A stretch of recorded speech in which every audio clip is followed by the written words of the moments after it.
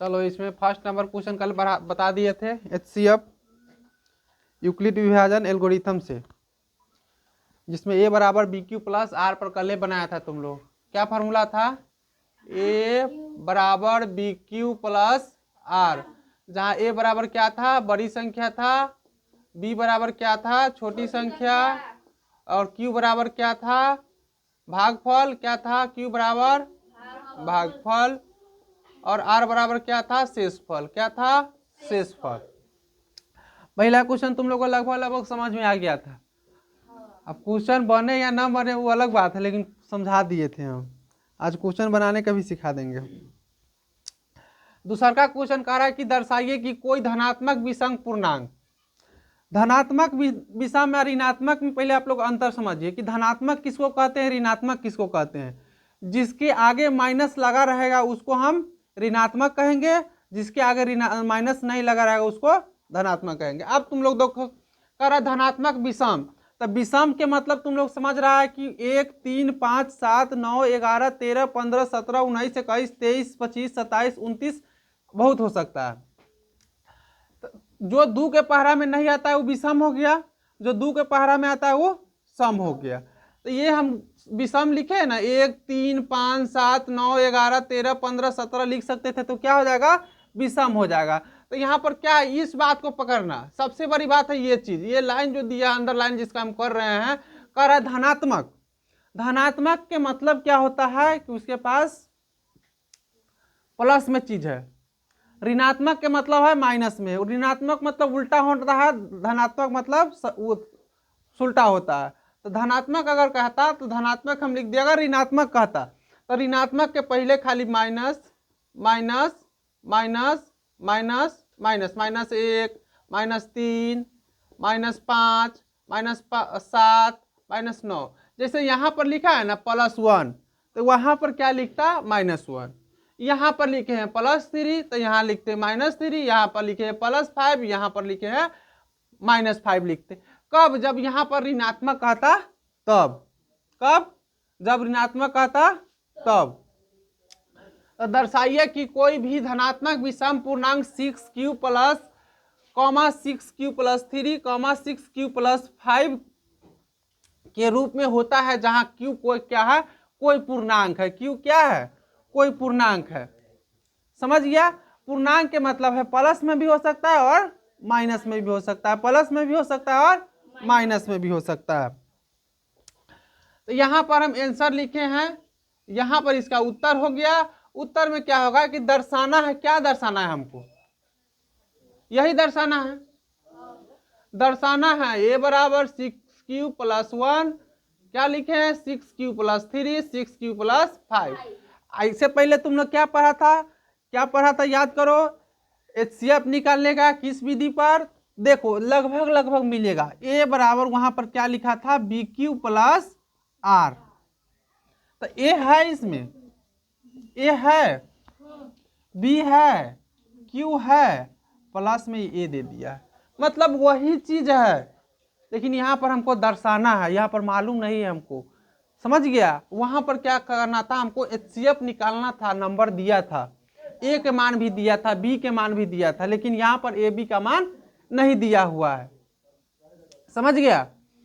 वही कह रहा है कि माना a कोई धनात्मक विषम पूर्णांक है। अगर ऋणात्मक रहता तो यहाँ पर क्या लिखते हैं कि माना कि a कोई ऋणात्मक विषम पूर्णांक है। यहाँ पर धनात्मक है तो जहां b बराबर क्या दिया हुआ है? 6 दिया हुआ है। b बराबर कितना दिया हुआ है? b के मान कितना है? 6 है। b के मान 6 है। b के मान 6 है। जब हम 6 को a से विभाजित करते हैं तो शेषफल 0, 1, 2, 3, 4, 5 पाते हैं। 1 से लेके 5 तक कहला लिखे हैं, कहा कि सवाल में कह रहा है कि 6q plus 1, 6q plus 3, 6q plus 5, इसीलिए हम वहां 0 से लेके 5 तक लिखे हैं। अगर 0 से लेके सिर्फ कहता 6q प्लस 1 और 6q प्लस 3 कहा रहता तो हम यहाँ क्या करते? 0 से लेके सिर्फ हम 3 तक लिखते। क्या तक लिखते? 3 तक लिखते। 5 तक कहला लिख रहे हैं, कहला कि 5 तक सवाल में दिया हुआ है हमको। समझ गए? पाते हैं जहां 0 से बड़ा r हो सकता है, या बराबर भी हो सकता है। 0 से बड़ा आर हो मतलब क्या होता है, 0 से बड़ा आर मतलब इसका मतलब समझो, मतलब जो शेषफल होगा 0 के बराबर भी हो सकता है और 0 से बड़ा भी हो सकता है। जैसे आप लोग कल बनाए थे, कैसे बनाए थे, मान के चलिए यहाँ पर पूरा पूरा हम यहाँ पर क्लियर कर देते हैं आप लोग को कि हम इसका मतलब क्या है, यहाँ पर हम टोटल क्लियर कर देते हैं। हमको बोला क्या चीज कि 15 और 10 का क्या चीज निकालिए, HCF निकालिए। 15 एंड 10 का HCF निकालने के लिए बोला। HCF निकालने के लिए बोला कौन विधि से, तो हम लोग को बोला कौन विधि से, यूक्लिड विभाजन एल्गोरिथम से। किससे, यूक्लिड विभाजन एल्गोरिथम से। तो यूक्लिड विभाजन एल्गोरिथम का जो फॉर्मूला होता है आप लोग को मालूम है, A बराबर BQ प्लस R होता है, जिसमें A को क्या कहते हैं, बड़ी संख्या को A मानते हैं। तो A कितना हो गया, 15 हो गया A, और B हो गया 10। छोटी संख्या कितना है, 10 है, बड़ी संख्या 15 है। पूरा गौर से समझिएगा आप लोग, पूरा समझ में आ जाएगा। A के जगह पर कितना डालना है, 15 डालना है, बराबर में कितना है, B के मान कितना है 10, और गुने क्या करेंगे, 1 करेंगे प्लस 5 करेंगे।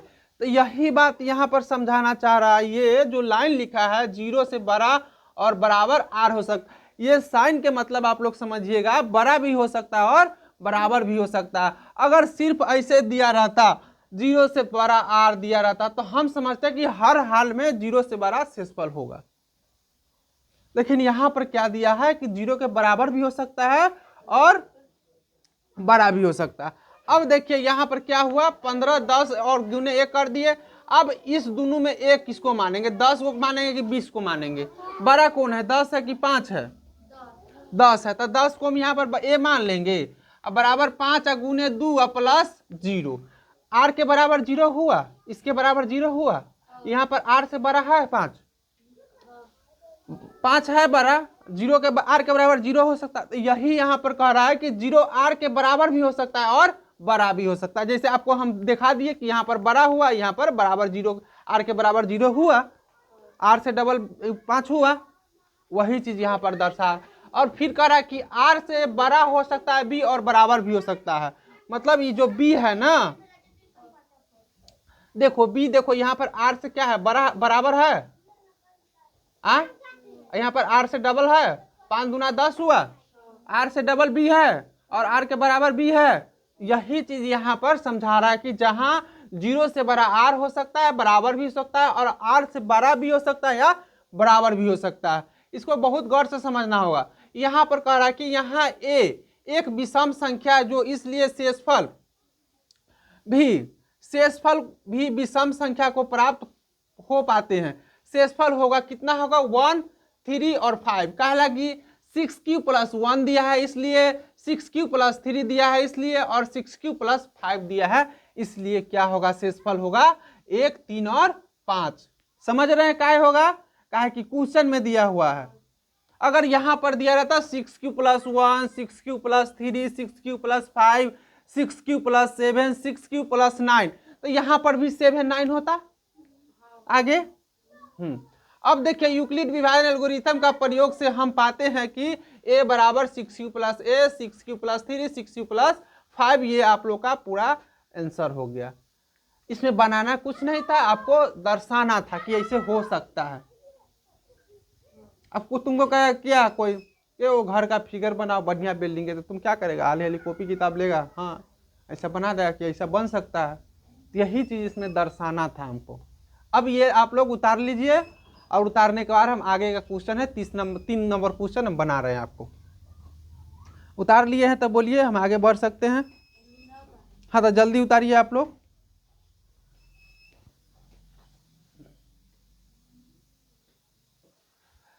थर्ड नंबर क्वेश्चन है, कह रहा है किसी परेड में 6 से 16 सदस्य वाली एक सेना की टुकड़ी है जो 32 सदस्य वाले एक आर्मी के बैंड के पीछे मार्च करना। दोनों समूह के समान संख्या वाले स्तंभ को मार्च करना है। उन स्तंभों का अधिकतम संख्या क्या होगी जिसमें वह मार्च कर सके।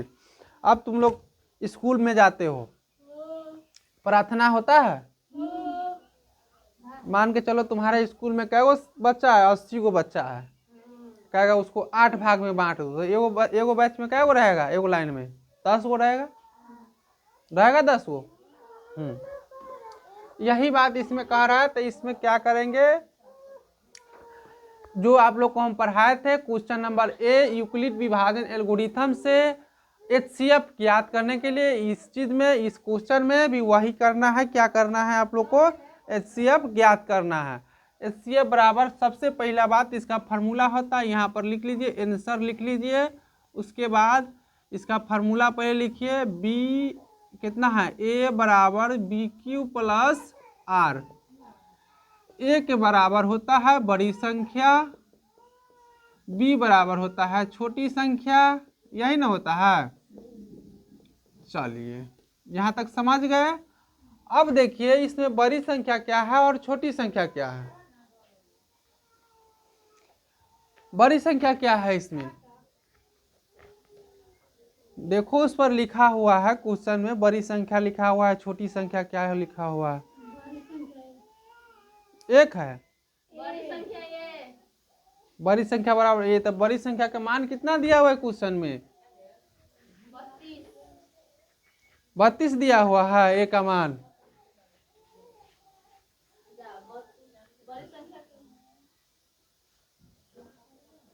कैसे तुम लोग 10वां पास करेगा रे? सब कुछ बोर्ड पर लिखा हुआ है, 6.5 डिग्री लिखा हुआ है, 6 से 16 लिखा हुआ है। तो ए बराबर क्या हो जाएगा, 6 से 16। बी बराबर क्या हो जाएगा, 32। अब इसको इस फार्मूला पर डालना है, ए बराबर BQ प्लस आर करना है। तो इसमें क्या करेंगे, ए के जगह पर कितना हम डालेंगे, ए के जगह पर 6 से 16 डालेंगे, बी के जगह पर 32 डालेंगे और गुना करेंगे। जितना से गुना होगा बचेगा उसके बाद जोड़ देंगे। तब क्या हम करेंगे, इसको हम पहले गुना करके देखेंगे, 10 मरतबे लगाएंगे, कितना हो जाएगा, 320 हो जाएगा। 18 मरतबे लगा कर देख रहे हैं, तो 32 गुने हम 18 किए तो 8 दूना के 16 हो जाएगा। कितना हो जाएगा, 16 हो जाएगा। 8 3 के 24, 1 25 हो जाएगा। फिर यहाँ पर कितना हो जाएगा, 32 हो जाएगा। तो 6 हो गया, 5 2 7 हो गया, 3 2 5, 576 ही हो रहा है 18 टाइम में। अब इसको हम कह लेंगे 19 टाइम में लगाएंगे। 32 गुने क्या करेंगे, 19 कर देंगे। 9 दूना 18, 9 3 27, 1 28 हो गया, इधर 32 हो गया, इधर 8 हो गया, 8 2 10 के 0 हो गया, और ये कितना हो गया, कितना हो गया, ये 3 2 5 हो गया, 1 6 हो गया। इसको कितना करेंगे हम, गुने 19 करेंगे। 32 गुने 19 करेंगे, प्लस में कर लेंगे। कितना आया है, 6 से 8 आया है। हमको 6 से 16 में से 6 से 8 घटा लेंगे, तो 16 में से 8 जाएगा तो कितना बचेगा, 8 बचेगा। यहाँ पर प्लस के 8 कर देंगे। अब आप लोग को देखिए, उस दिन नहीं जो समझा अभी समझ लेगा, पूरा ध्यान से देखना। सबसे पहले क्या किए हैं, जो बड़ी संख्या था उसको लिख लिए हैं, छोटी संख्या था उसको लिख लिए हैं। ए लिखेंगे तो बड़ी संख्या मानेंगे, बी लिखेंगे तो छोटी संख्या मानेंगे। तो ए बराबर कितना लिखे हैं, ए बराबर 6 से 16 है, बी बराबर 32 है। अब देखिए इसका काम काज कर लिए हैं। अब 32 और 8 में बड़ा कौन है, तो 32 को फिर हम ए मानेंगे। 32 को क्या मानेंगे, ए मानेंगे। तो 8 गुने कितना करेंगे, 8 चौका 32 प्लस 0 हो गया। इसका क्या हो जाएगा, लॉसअप, मौसम क्या हो जाएगा, HCF 8 हो जाएगा। ये आपका आंसर हो गया। क्या हो गया, आंसर हो गया। बस इतना ही करना है, इतना ही तुम लोग को भी जब सवाल बनाएगी ना 1 नंबर, तो यही क्वेश्चन, यही चीज तुम लोग को भी करना था। अब चौथा नंबर क्वेश्चन कह रही है कि यूक्लिड विभाजन प्रमेय का प्रयोग करके दर्शाइए कि किसी धनात्मक पूर्णांक का वर्ग किसी पूर्णांक m के लिए m 3m या 3m प्लस के रूप में होता है। ये क्वेश्चन आप लोग उतार लीजिए, फिर हम आपको बता देते हैं आगे वाला क्वेश्चन। उतार लिया पूरा आंसर, उतार लिया, हाँ।